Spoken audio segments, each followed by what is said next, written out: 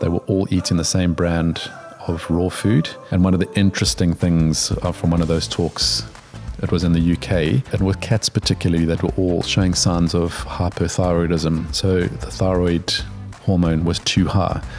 And if any vets have dealt with a hypothyroid cat, you'll be able to understand that these things are crazy.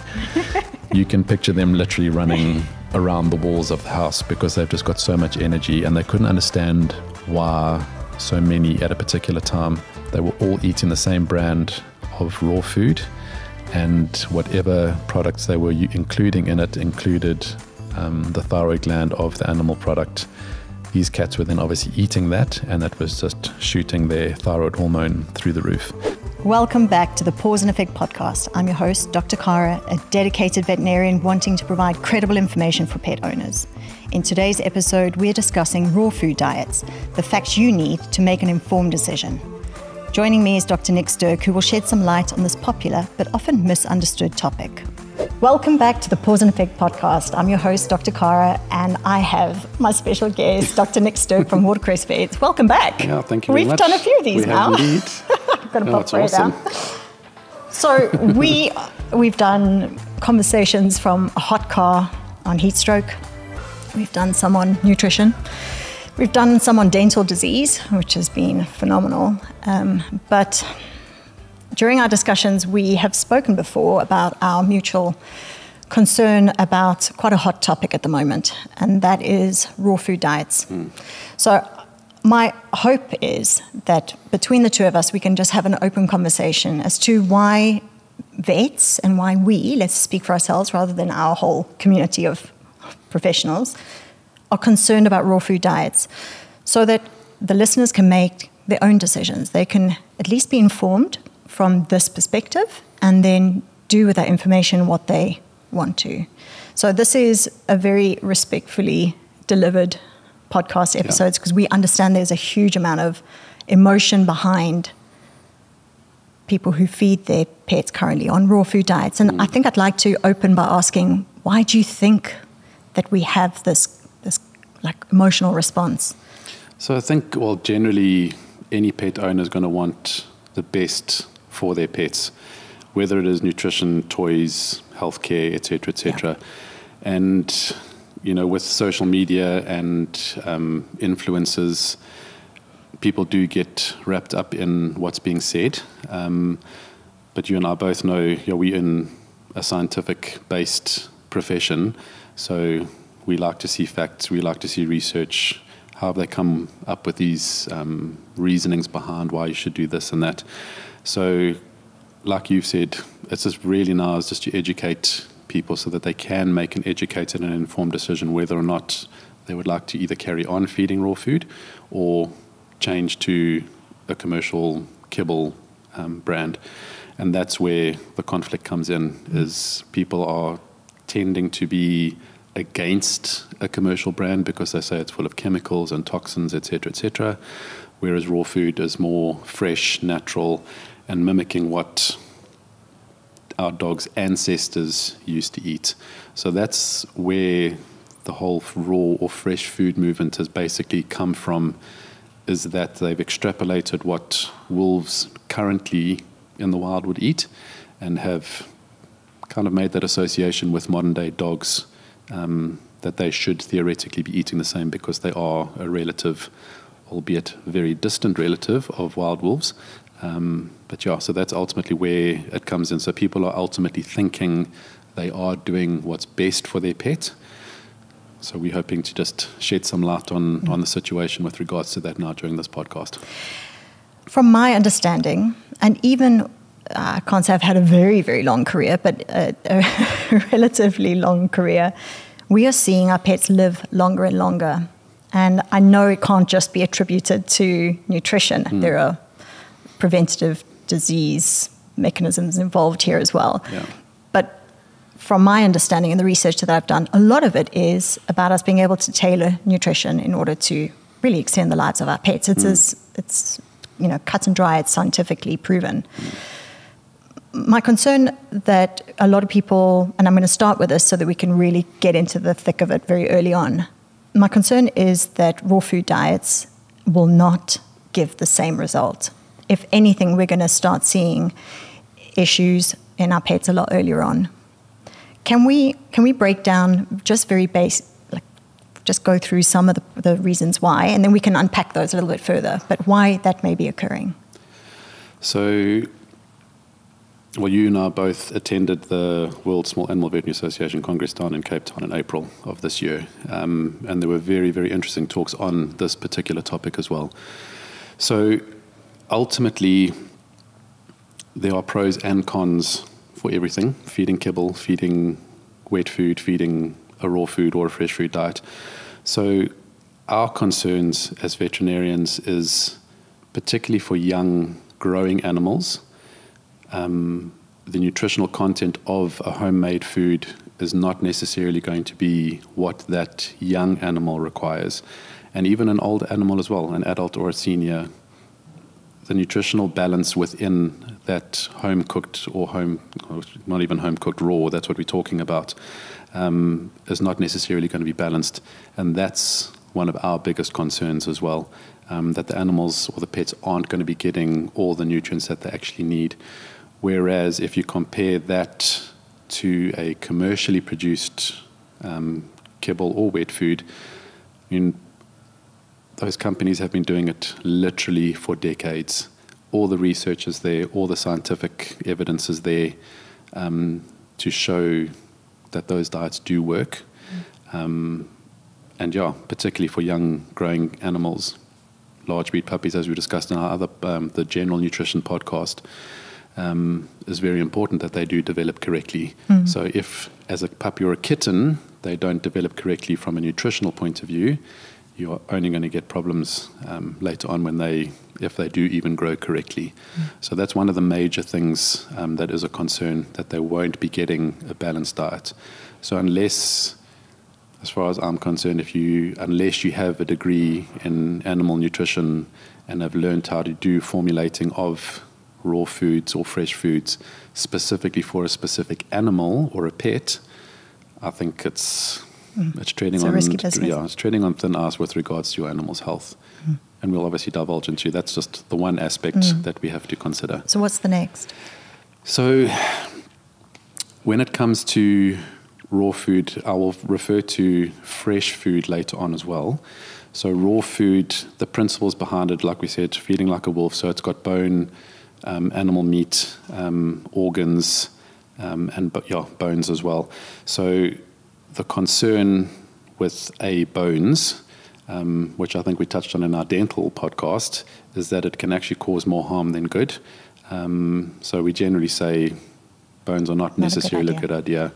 The people that advocate the raw food diets, they at least also agree that cooked bones are an absolute no-no, but they will still say that raw bones, like marrow bones, for example, are still acceptable. It can damage the teeth, like we discussed in our other podcasts. It can traumatize the gums, and it's potentially a foreign body waiting to happen. And you and I both know what the costs involved with removing a foreign body from an animal's intestines can be. So rather just don't minimize that risk. Yeah, there are far better dental chews that are available, fully digestible, don't cause any problems with the teeth.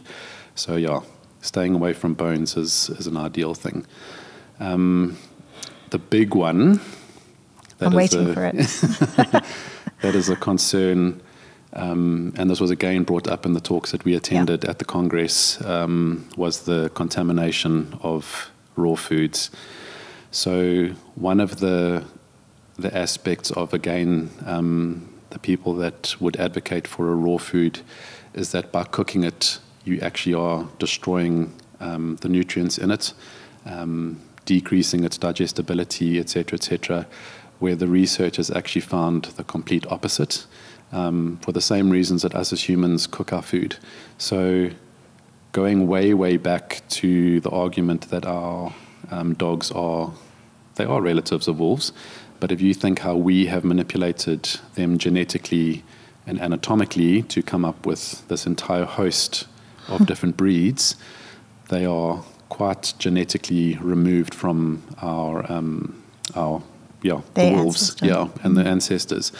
So back in the day, and even currently now, wolves don't have, while they don't need carbohydrates. So there are other physiological mechanisms that they can get the energy from that. Whereas our domesticated dogs nowadays have developed the ability to digest carbohydrates. So that just shows that they are genetically quite different from their ancestors. So they don't need carbohydrates, but they have actually now developed the ability to digest them. So by cooking, you're actually increasing the digestibility or the availability of the carbohydrates. You are breaking down the fats into smaller particles that the gut can actually then deal with, and in so doing increases the palatability of the food.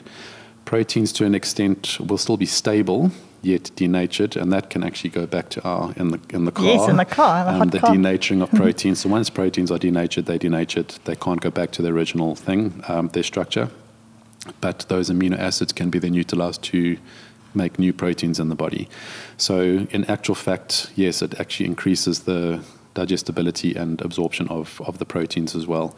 There are certain chemicals or compounds, molecules, there's a whole list of them, so I'm not going to go into all of that, which are actually called anti-digestion. So they actually inhibit the digestion of certain proteins, for example, and carbohydrates. By cooking, you are denaturing that particular molecule, so it stops it from inhibiting the digestion process. So it has been shown, in those talks, they showed us all the relative data to show that by cooking a food, it actually improves the digestibility and hence the absorption of the food. And I think it's probably a good moment for me to say that anything that is then depleted by that process, in order for it to be balanced at the end, is supplemented. 100%. So I think, they don't test only at the beginning and say, okay, that's great. They test through the process, and then when they've got a diet, the digestibility and palatability, and then the product continues to have ongoing tests. So this isn't just a one-hit, let's test the ingredients. Look at the back of the packaging, these ingredients are this. They test the outcome of those ingredients, which is very difficult to do with any other diet unless you found a company that is formulating diets and doing the same. And I know we'll unpack that as well. Welcome back to Just for Pets. You're with Dr. Cara. Hello, Doctor. It's Chanel the Persian. And, I can't seem to stop retching to get this hairball up. Are you on a special diet? Excuse me? Hairball control food will really help. And maybe some Laxapet. And lucky for you, Just for Pets have a big range. Well, how early can I get some? Order today and we'll deliver pronto. Wow, I feel better already. Justforpets.co.za. Vet approved, pet adored. Get it all to your door. Before we proceed, let's discuss a vital aspect of feline care, catering to senior cats' needs. Allow me to introduce UltraPet's Optimal Balance Senior Cat Food, meticulously crafted to meet the unique needs of aging feline companions. This specialized formula features a balanced blend of nutrients, including 34% protein, 12% fat, and 4% fiber, ensuring your senior cat receives the optimal nutrition as they age. With a delectable chicken and rice flavor, UltraPet ensures that even the most discerning senior cats will enjoy their meals. Plus, the vacuum-coated kibbles deliver a taste experience that will keep your cat coming back for more. What sets the senior cat food apart is its thoughtful formulation. With added taurine to promote good eyesight and healthy cardiac activity, your aging companion can enjoy their golden years with vitality. Made with fresh meat, this food provides a better source of healthy protein, while essential vitamins and minerals from VitaCat supports overall health, body function, and immune system protection. For ongoing dental health, the inclusion of calcium and phosphorus help protect your senior cat's teeth. Plus, the optimal mix of omega-3 and 6 fatty acids support a shiny coat and a healthy skin. UltraPet's Optimal Balance Senior Cat Food is available in 2 kgs and 4 kg packs, providing the perfect solution for senior cats transitioning into their golden years. Give it a try and ensure your senior companion enjoys a healthier and more active life. Your pet will thank you, and you'll appreciate UltraPet's dedication to feline well-being. Now, let's return to our conversation. Ultimately, that's a bit of a downfall in the side of the raw food movement, because that's what that has been being punted, is that it is better digestibility and hence absorption, and that has been through research been shown to not be the case. The big one is then the contaminants. So by cooking the food and producing a commercial diet, for example, so that process of mixing the raw ingredients in a manufacturing plant at certain levels, balanced because of the recipes that they've got through years and years of research, the cooking process does destroy any potential microorganisms that may be in there. So it's viruses, bacteria, protozoa that are all in there potentially. And these are pathogenic. Yes. Which means they will cause disease. Cause disease. But through the process of cooking, which in the kibble industry is called extrusion, so by cooking it at a high temperature, no organism can actually survive that. Whereas on the converse, if you are dealing with either fresh or frozen raw food, the chances of it being contaminated, particularly if you aren't able to trace where it's coming from, the likelihood that it is going to be contaminated in some way or form is a worry. The list, it is exhaustive, but it's not something that you want to be playing around with. So name some for us. So some of the bacteria, the Staphylococcus, you're going to get E. coli, which most people would have heard about. There's Enterococcus as well. Some of the protozoas, you get the Toxoplasma, Neospora. You do get the worms as well, so you get the Echinococcus, the Taenia. So, I always remember growing up when we were having pork, for example. Everyone said you always have to cook pork properly. So even if there are potentially parasites in there, for example, the tapeworms or ultimately the tapeworm, they are killed with the cooking process. So there's a lot of nasty bacteria and other organisms that are there. And the scary thing is the viruses. So rabies and African horse sickness. Yes, African horse sickness. Dogs are the only non-equine species that have been reported to be able to contract and become clinically ill with from African horse sickness. So if they are getting fed raw infected horse meat, they can actually contract African horse sickness. I can imagine the screaming at the screen or the phone saying, like, but I fed my dog a raw food diet and it's never got sick. I think I want to have that conversation at this point, because I truly am. I truly am very interested in the subject, and I wait for information to make me feel more comfortable about not being so vehemently against raw food, and it's not changing. But I'm struggling, especially when it comes to that argument of, but they've never got sick. And talking to my professors within my master's nutrition course, their thought on this is that potentially that dogs have better defense mechanisms or defenses and the immune system that can tolerate the bacteria and the viruses and show, they don't always show clinical signs.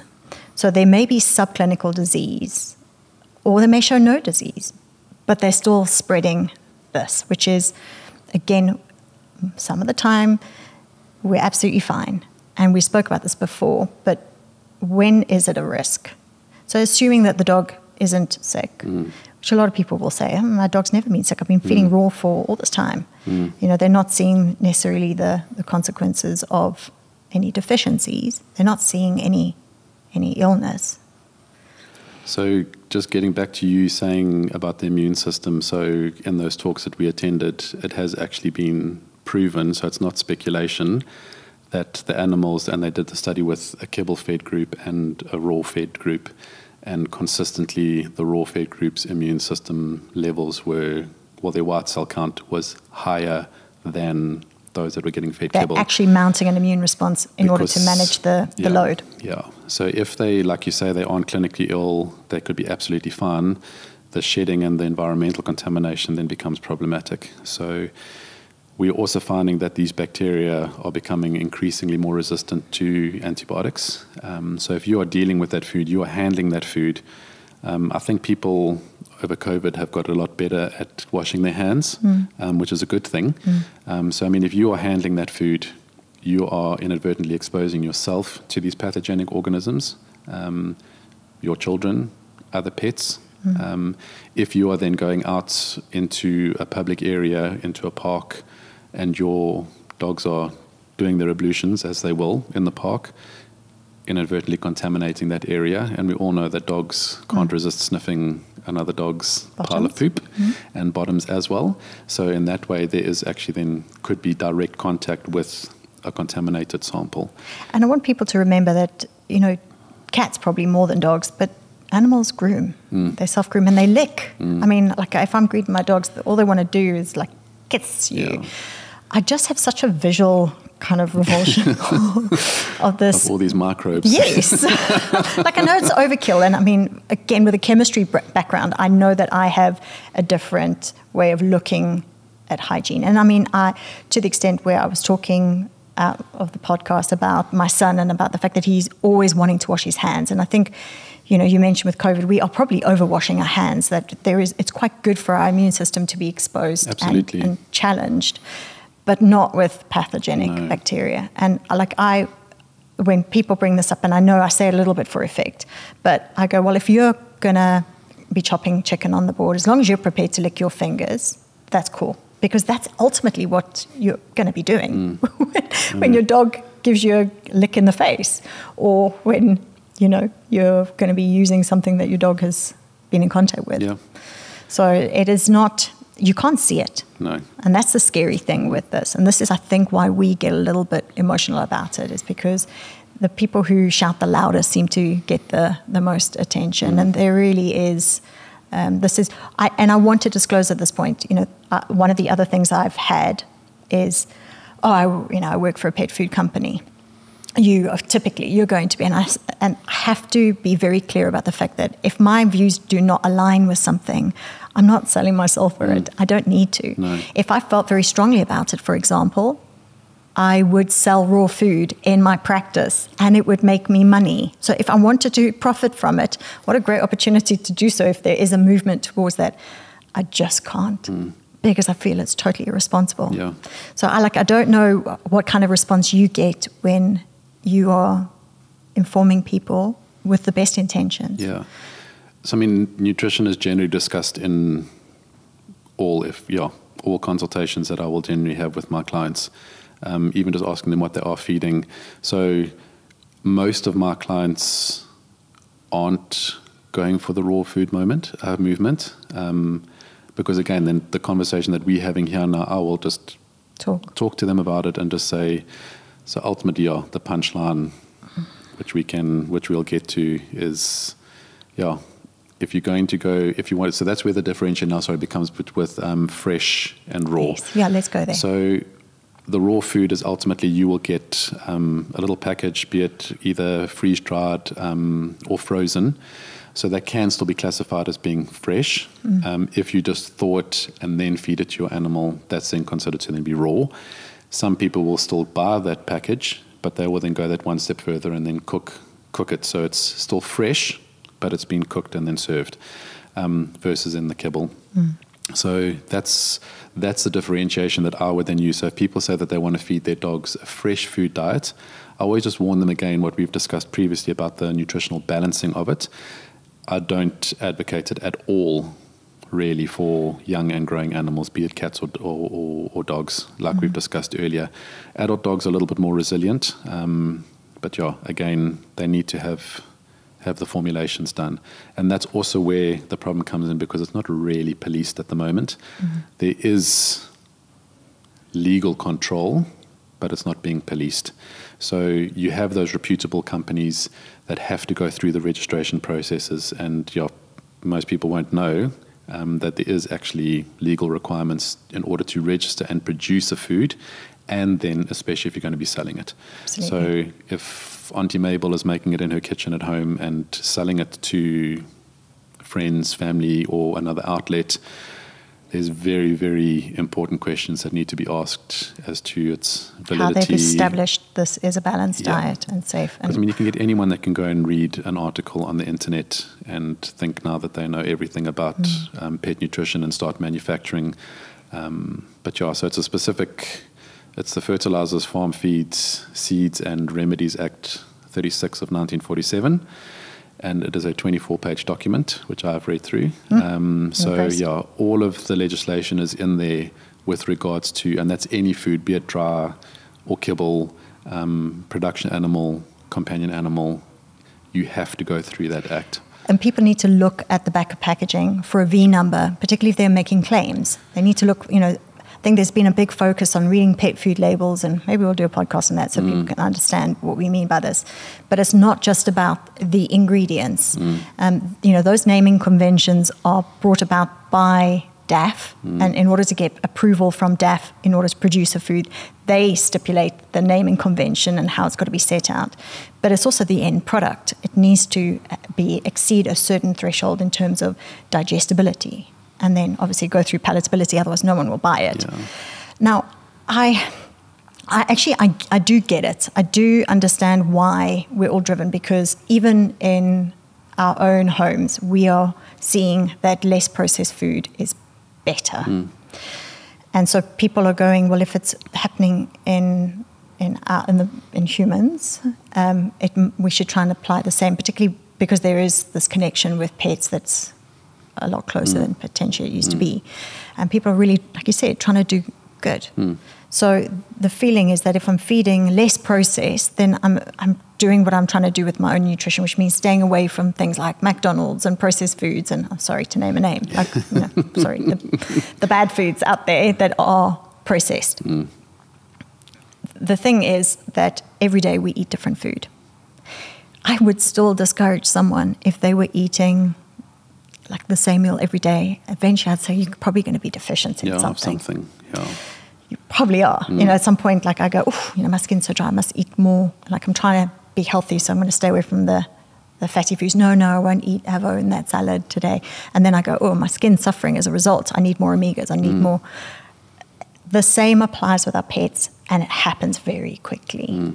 That they need a balanced meal every day. And for us to be in control of that, or rely on someone who hasn't gone through that process of, like you said, getting approval or getting it certified, it's a really risky. Yeah. But I mean, also, all of the reputable companies that are manufacturing in the dog food, they are able to trace where the carbohydrates come from, where the protein source comes from, et cetera, et cetera, et cetera. So should there be a problem with a particular batch, they are able to investigate and get to the bottom of the situation. And recall. Very, very quickly, yes, and recall it.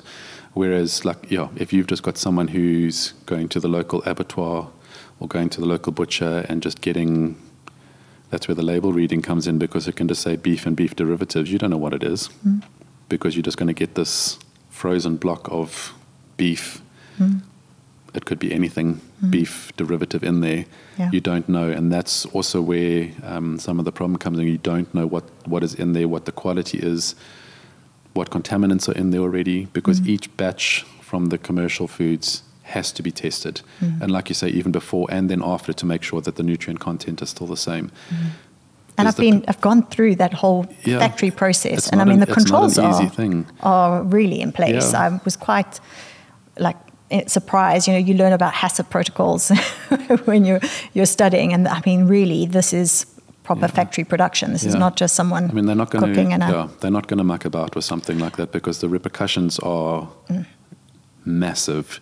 If something goes wrong, they have to recall that product, and most of them will. They do, and they're able to trace in where the problem is, and they will be able to investigate. So if you've got someone who's just manufacturing, like I say, getting animal derivatives from somewhere you don't know, and incorporating that into the food, it is a worry. Where's the quality control? Would you eat it, for one thing? And that's a big thing, like you've mentioned as well. If you're going to be there in the kitchen cutting up the chicken, would you eat it like that? Are you happy to give your pets that food? So that's where there is a control. And if the people who are manufacturing this raw food, or putting it together and selling it in a nice little wrapper, is there a label on there to show what the nutrient content is? Because that is one of the criteria for being registered with that Act 36 of 1947. All the information has to be on there, on the label. And I think label reading is a very important one to possibly discuss as well. So it can be misleading, but if it says beef and beef derivatives, it could be anything. And I mean, while we're on the subject, obviously a lot of this has come about because people are concerned and scared of carbs or scared of gluten, or like it's based on things that are happening in the human sort of arena of nutrition. And so there's this fear like, oh, if I cut down on the carbs and, Atkins diets, and you can name several of them that are like making carbs the bad guys. I mean, people go like, oh, you can't have maize which is corn, which we feed our kids popcorn. Like, are people actually aware of what these naming conventions are? Like, that gets a bad name, but actually, like you said before, the cooking process makes it more digestible and makes it readily available by the pets. If it wasn't balanced in the end, it would not make sense for a manufacturer to include it in their formulation. Yeah. It comes at an expense. Yeah. So I want to go down to, I mean, one of the things that you mentioned before with not just the proteins, carbs, fats, is that we're dealing with a full spectrum of what needs to be in the diet. We're dealing with not only macronutrients, but the vitamins, the minerals. And if we have an animal with a problem, we also want to be able to tailor that diet to manage that. Absolutely. Like a renal patient. Yeah, so that's where, again, then all the research has been done with the reputable companies that they are able to manufacture these diets that are beneficial for a particular condition. And I think that that's also very important. I don't think manufacturing a diet or raw food for a kidney patient or kidney failure patient is going to be successful. That I don't know. And I think, look, there's still room for further research and the likes of that. Absolutely. So this is, it's been going back probably about 2 decades when this whole movement started overseas, so in Europe and in the States, and has then slowly but surely come down to us here in South Africa. But we need evidence, and the evidence is still showing after all of these years, even though it's still a fairly new concept in our country, the evidence is still really showing that raw foods are not all that they've been made out to be. So after the talks that you and I both attended, when it came to the pros and the cons of feeding a raw food diet, there was only really possibly 2 pros of feeding a raw food, and that was that the skin condition and coat condition improved. There still hasn't been a specific study on that, but as a general speculation, that's what seems to be happening. So yes, to an extent, and it's probably more because of the fats that are being used. So you do get your omega-6 and 3 fatty acids in there, which do help with skin integrity, etc., etc. The other pro is that the stool size is supposed to be less because of the increased digestibility and absorption, which was shown with a number of studies to not actually be, there wasn't really that much difference between a kibble diet's digestibility versus a raw food's digestibility. And in fact, the kibble diet was actually more digestible than the raw food. Again, it all boils down to the quality of the ingredients. So you will get some non-reputable manufacturers who will load their food with fillers and carbohydrates and fibers and the likes of that. And yes, you are going to then get this big, massive stool. The reputable brands, you don't get that anyway. You will. That's one of the first things that people will mention when they go onto a reputable commercial diet. Oh my gosh, I can't believe how much smaller and how well formed the stools are. So again, it's not really a pro for feeding raw food in that aspect.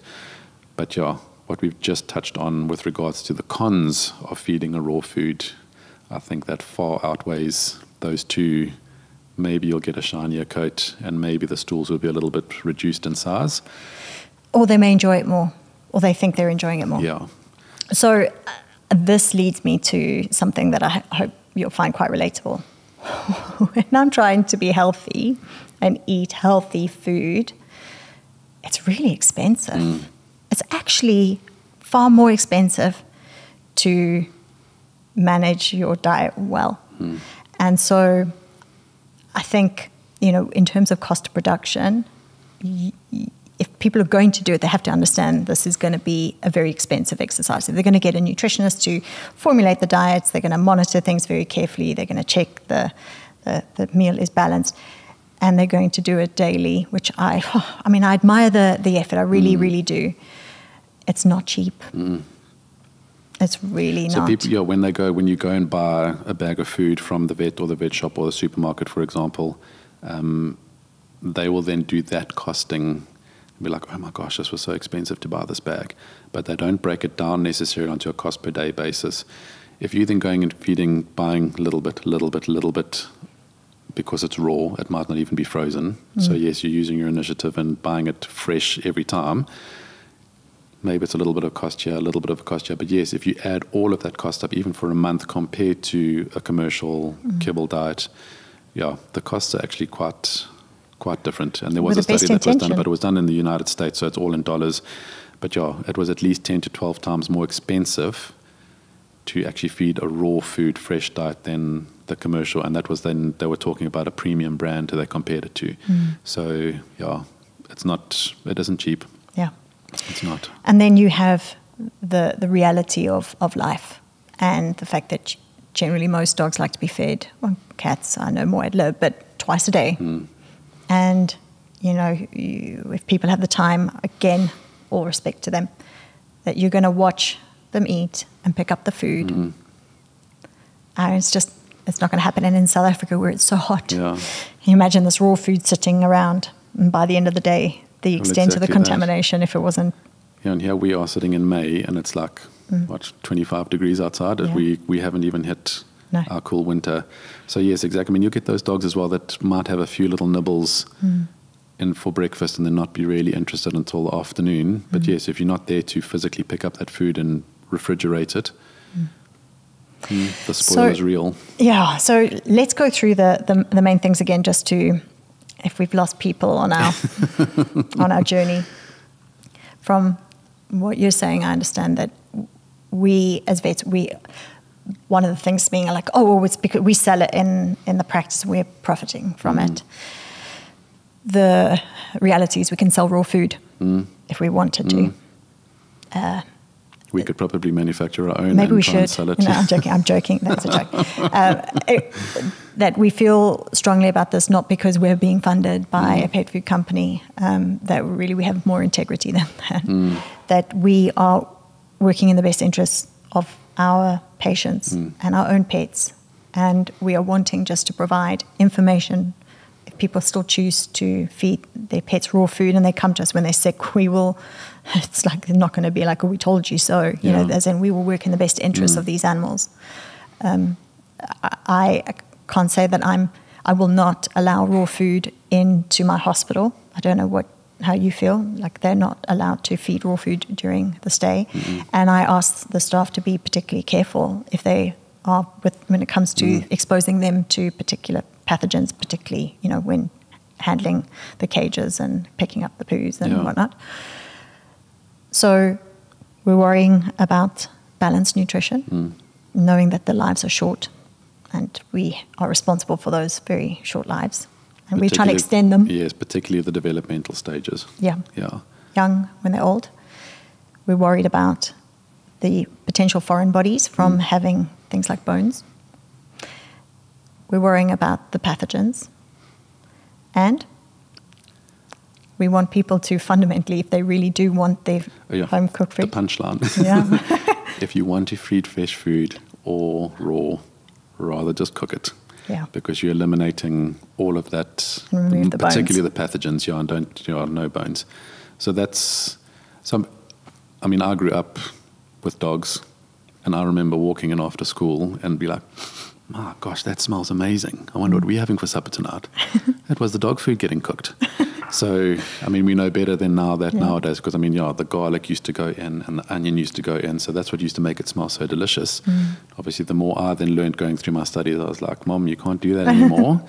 Take the onion and the garlic out, and then it was just then, the fresh pets mince with the vegetables and the likes of that, it kind of wouldn't have been necessarily balanced, but it used to smell delicious. But the point of it, my mom used to cook it. We never ever fed our dogs raw food. So yeah, if you're wanting to go down the natural, fresh route of feeding, rather just cook it. And consult with the nutritionist. And that's ultimately it, yes. I mean, there are veterinary or animal nutritionists out there who will be able to formulate specifically for your dog's needs. Yeah. So, I mean... age, breed, 100%. size. I mean, the commercial diets have already done that, where there are all the different life stages, and even different breeds of dogs will get different diets because some might need extra of a particular vitamin or of a protein, etc., etc. So, I mean, that's the level of the research that has gone into it. So, yes, if you can find somebody who is able to formulate something specifically, so I'm not talking like a blanket, well, this is one food for all. If they can do it, then I think it's a better chance. But again, just cook it. It's really that simple. And I know that I had a patient or two patients, these little Dachshunds that came in, and this client of mine was talked into feeding their dogs raw food. And I hadn't seen them for a while, and when they came for their vaccinations, I was just like, what has happened to these dogs? They looked emaciated because they literally couldn't eat enough to get their nutritional demands. They were not looking good. I mean, Dachshunds are supposed to be these nice, lean little things. These were beyond, and I was worried. So we changed them back onto a commercial diet, and they put that weight back on, absolutely. So that's another thing that, so we, again, depending on like the lifestyle of your pets, if you've got a cat that never leaves your house, maybe once a year deworming should be more than sufficient. If you've got a little truffle pig that's running outside eating all sorts of garbage and raw food, you almost feel that like every month you need to be deworming them because of the risk of those parasites coming through on the raw food as well. That's great. And one of the interesting things from one of those talks, it was in the UK, I can't remember the exact number of, and with cats particularly, that were all, and it was varying areas of the UK, and they could not understand, and I don't know how it all got correlated, but they were all showing signs of hypothyroidism. So the thyroid hormone was too high. And if any vets have dealt with a hypothyroid cat, you'll be able to understand that these things are crazy. You can picture them literally running around the walls of the house because they've just got so much energy, and they couldn't understand why so many at a particular time. And they drew it back to, they were all eating the same brand of raw food, and whatever products they were including in it included the thyroid gland of the animal product. These cats were then obviously eating that, and that was just shooting their thyroid hormone through the roof. So they stopped feeding it, and thankfully they all went back to normal again when they were on a commercial diet. But I mean, rickets is another thing when the bones don't develop correctly, and they showed hundreds of cases, particularly dogs and little cats and little kittens and puppies that had been fed a raw food diet. Their bones were not developing correctly either because they didn't have that correct, phosphorus and calcium balance. Put them onto a commercial food or a balanced food, and our bodies are amazing things, as are cats and dogs, that if you generally remove the insult, they can actually then recuperate after that, provided permanent damage hasn't been done. So these, it was a little kitten that they showed us the pictures of once she was on a normal commercial diet again. Those little bones straightened up and grew properly, and thankfully it was before her growth plates had closed. So she came right. But again, the owner had such good intentions to feed the raw diet because of what she'd been hearing on social media. So we're all aware of social media and the influencers that are out there that have got a platform, zero qualifications, zero experience, but they are punting a particular topic, and people get drawn into that. I want to, before we lose the opportunity, as maybe our parting conversation, is to talk about, and you made mention of it before, the resistance. So I know, again, we talk about studies, like women who suffer from urinary tract issues, for example. And there was a study that correlated those women having pets that were fed raw food diet. Wow. I mean, we are now seeing these things being attributed to various things we never would have anticipated before. No. But the resistance is a real thing. I mean, we are taking responsibility in not putting every animal on antibiotics because we're concerned about resistance. And I know, sorry to butt in there, because I had a bit of a heated debate with one of the clients that I saw recently, because she came in and she wanted antibiotics for her dog. So it had a diarrhea. So yes, back in the day, diarrhea, antibiotics, see how they go. Whereas now, us as professionals, we have to be responsible about how and when we then actually do use antibiotics because of this resistance that is now building up. It's a real thing. So it's not because we're being objectionable. We're trying to be responsible as to why we don't do antibiotics for just anything and everything that walks through the door. Blanket treatment. Yeah, just in case. Yeah, no, but that's prophylactic. Yeah. And that's the wrong way of looking at things nowadays. And we're learning. I mean, this is the thing. We are wanting to learn. We're wanting to progress. And I think, whereas there are a few things we can talk about how we did it when we first qualified, and how we've adjusted to changing information. And we're always open to having these discussions and being more informed and changing our views if that's what's required. So we're not sort of sitting very stringent about we will not. I'm an advocate of commercial. Like we said, if it's a home cooked food, that's absolutely fine. Just make sure that it's balanced and cooked and balanced. But we are, we're very happy to have these discussions, and we'll keep reading. And if we do change our opinions on things, we will come back and discuss these things. But at this stage, with all the information we've had available to us, and it's to people who feel very strongly about nutrition, who have got access to information and everything out there, and want to get to the bottom of things. And we are, because yes, you and I, we both have to comply with the Veterinary Council with getting our continued professional development points, going to congresses. So we are still very much in line with international standards, which I was very chuffed to see when we went to those talks. It's like you say, we are continuously updating our knowledge to make sure that we are then able to inform and educate our clients about it. So thank you. Thank you for taking the time to come and chat to me again. It's a very, very I love the fact that nutrition's one of your favorite subjects as well. So thank you. It's been really informative. So look, just to put everybody at ease, we're not slating the raw food movement. They do have their pros and their cons versus the kibbles. But us as veterinarians, we obviously have the health of our patients, which are our clients' family members. Their interests at heart, because they aren't able to talk and voice their opinions. It goes on what they are getting fed. So that's where we then come in. So if you're wanting to feed that's when I will use the word fresh. If you're wanting to feed a fresh food, rather just cook it.